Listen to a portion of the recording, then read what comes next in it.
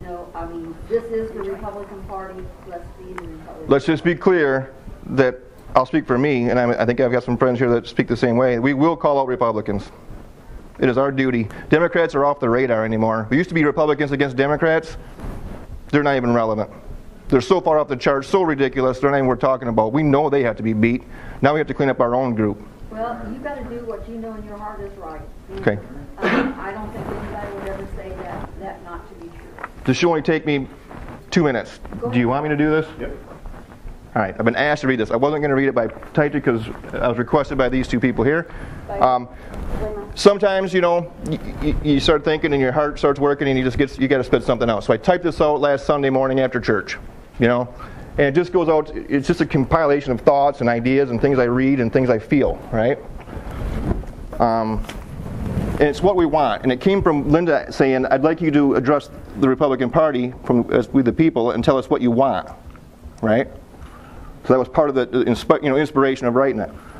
And what do we want? We want economic freedom. We want freedom to prosper in a system of free enterprise, not a system gained by government-business partnerships that squash small business through burdensome regulation and repressive labor and wage regulation. The same partnerships that hinder job creation by making it unattractive or sometimes not worth the burden of compliance. The middle class, the working poor, the bottom rung poor will all realize potential for growth with an unhindered, non-game system contrary to the current system that is, at its core was designed to stifle competition. We need to get back to work, to the blessing of earning our daily bread and to the blessing of being able to retain it. We want to belong to free states. We want to live in a state governed by men and women who recognize our independence, who recognize we have a 10th Amendment duty to stand for what is best for the people of our state, laid out by those very people, us, through a system of active participation. We want leaders who believe the federal government has enumerated powers, that they can be quantified, that they are limited. And we want leaders to understand that the federal government only oversteps its bounds by our approval.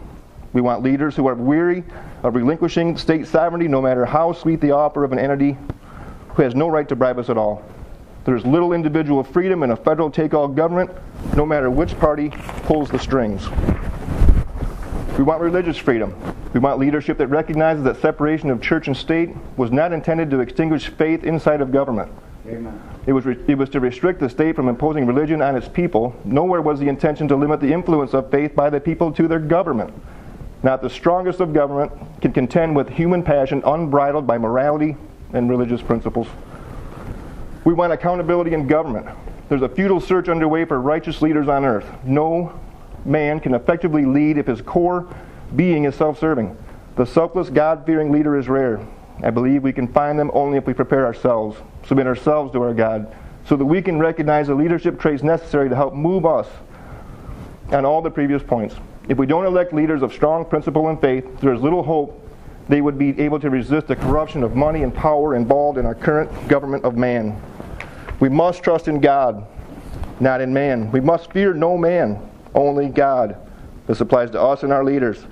If we do not prioritize this, we will be after our own hearts and we will fall together. We want accountability in our party. We want to be selective in our decisions for candidate endorsement. This part's important to me. We want candidates that we choose to closely resemble the party platform. We want the capability to run candidates against incumbents when they betray us. That's important to me. We want our party to recognize their duty in candidate vetting and to withhold endorsements of candidates that are known to not hold our values of limited, less intrusive government. We are the gatekeepers of our counties and districts. We must take responsibility for bad Republicans that advance to levels that can threaten individual liberty. That is our fault when they leave this county. When we return to holding principle in much higher, we must return to holding principle in much higher regard than party label. Amen. If the GOP membership agrees with these ideas and do not enforce it, what good are they for moving policy and culture? What positive progress can be made by a volunteer army working diligently in good faith for a political team sworn to limited government, low taxes, free markets, individual responsibility, and traditional family values if they don't resemble that in their legislative voting? How can we as a volunteer political activist army in good conscience not reprimand our own representatives when they violate our primary ideals? Has our conservative party actually been infiltrated by the opposition? Or are they merely men looking to their own hearts, their own rewards, just like us, the very people devoid of principle that put them there in the first place? My heart aches for our state of the union, our states, and our culture. But I am encouraged by the patriot groundswell, as well as the faith-based groundswell, both, I feel, which raise the bar of our expectations, not only in government and as a people, but also in the multiple facets of our individual lives. So what is it that we want? We want freedom.